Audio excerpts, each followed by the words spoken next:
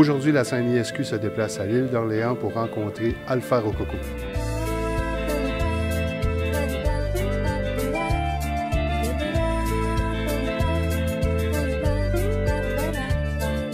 Bonjour David, bonjour Justine, comment ça va? Ça va très bien, merci. Et toi? Très, très bien, oui. Écoute, on est à l'espace Félix-Leclerc, quand même une belle place à l'île d'Orléans. C'est pas la première fois, je pense, que vous venez jouer ici. Hein? Non, c'est la deuxième fois. Oui.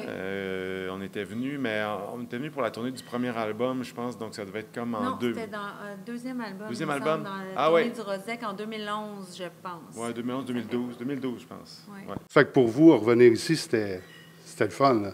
C'est un cadeau, là. Dans le fond, on aime ça jouer ici. C'est une belle petite salle. Le cadre est enchanteur aussi. Puis moi, j'ai de la famille à Lille en plus. Fait que c'est le fun, oui. OK, mais tu viens pas de l'île? Non, mais je viens de Québec, moi. OK. Et toi, David, tu viens de quel secteur? Moi, je viens de Sainte-Julie. Sainte-Julie, en Montérégie. Oui, exactement, c'est OK, ça, ouais. OK.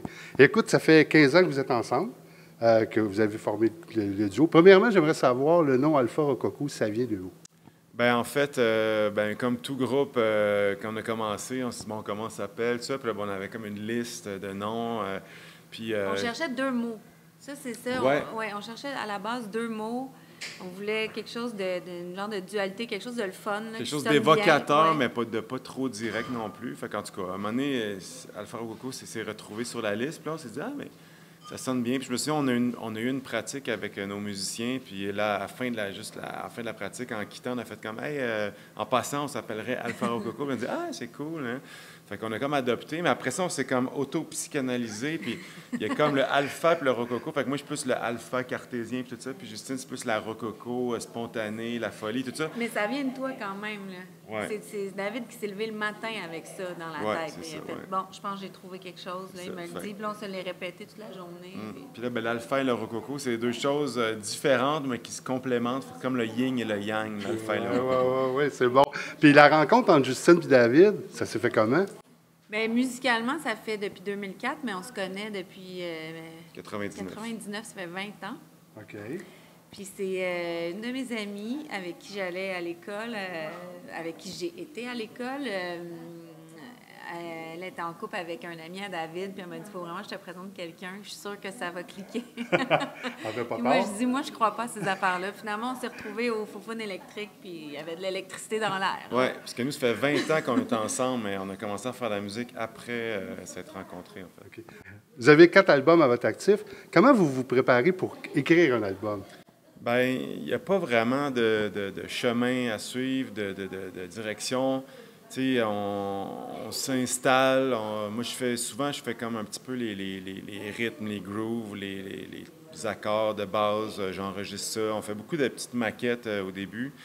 Puis après ça, on essaie de commencer à écrire des textes. Souvent, c'est rare qu'on travaille ensemble vraiment sur des textes. On est plus comme chacun de notre côté. Puis après ça, on met ça ensemble. Puis là, on s'en parle, on donne des idées. Mais on ne sait jamais au début du processus qu'est-ce que ça va. Ça serait quoi va être quoi la ligne, on ne sait pas. Ouais. On travaille, puis ça apparaît à un moment donné. C'est un peu mystique. Ah, OK, il y a des thèmes qui reviennent. Ah, il y a ça. Ah, ben tiens, on a envie d'en parler de plus en plus. Puis on se rend compte qu'il y a une direction, mais on ne le sait pas au début où est-ce qu'on s'en va. Ouais. Puis quand on est en période de création, souvent, c'est comme tout le temps, ça nous habite, là, genre 24 heures sur 24. Fait que, moi, je dis souvent, il y a le travail actif, puis le travail passif. Puis le travail actif, c'est vraiment, tu es dans le studio, tu enregistres, tu fais quelque chose de concret, là, à la fin de la journée, il y a quelque chose. Puis le travail passif, c'est plus le travail de réflexion, tu fais du vélo, tu s'en vas quelque part, puis là, tu penses à ta chanson, à ton texte, à ton tel son, telle affaire. Fait que quand on commence une période de création, là, ça nous hante presque là, pendant tout notre temps. C'est bon. Le dernier album s'appelle L'amour et le chaos. Ouais. J'ai vu à un moment donné, j'ai écouté les tunes, puis vous parliez du temps. Puis qu'est-ce qui vous a emmené sur cette ligne-là, le temps? Tu sais, le temps perdu, le temps d'avant, le temps qui manque. Ouais. C'est quoi pourquoi vous avez parlé de ça? Bien, parce qu'on manquait de temps.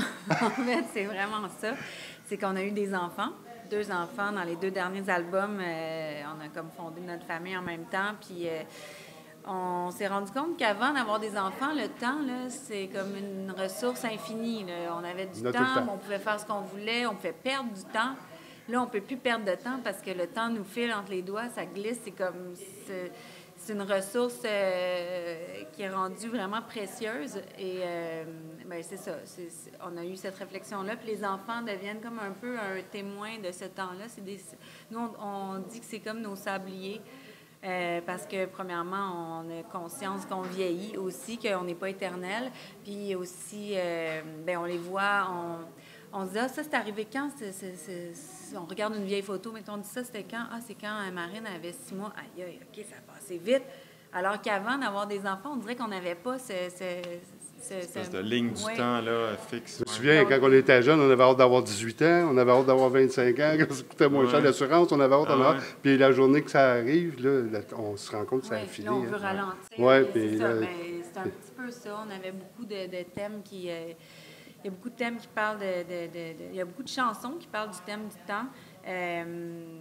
Parce que c'est omniprésent depuis qu'on a nos enfants, on réalise ça. Puis en même temps, bien, nos parents vieillissent. On voit la vie autrement. On a plus 20 ans, puis on n'est pas dans la même...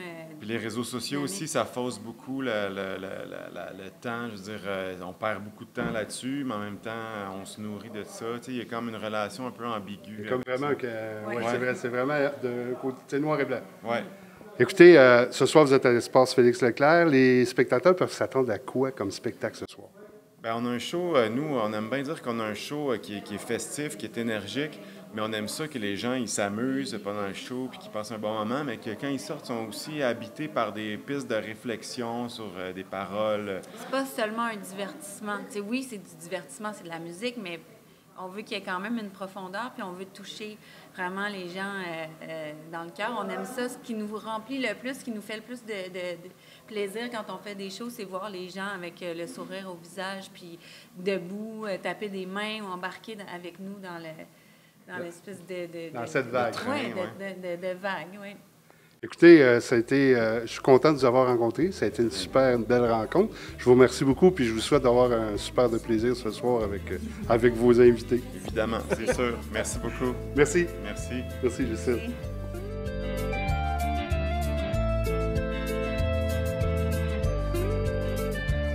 La tourmente est encore au centre de l'histoire, c'est sans même arriver à la voir. Que cette chose déchue qu'on appelle l'espoir disparaît tranquillement dans le noir. Quand le bleu du ciel sera voilé, que le soleil ne pourra plus percer. Lorsque ce jour viendra et que je partirai, crois-moi, je te réveillerai, rendors-toi. Rendors-toi.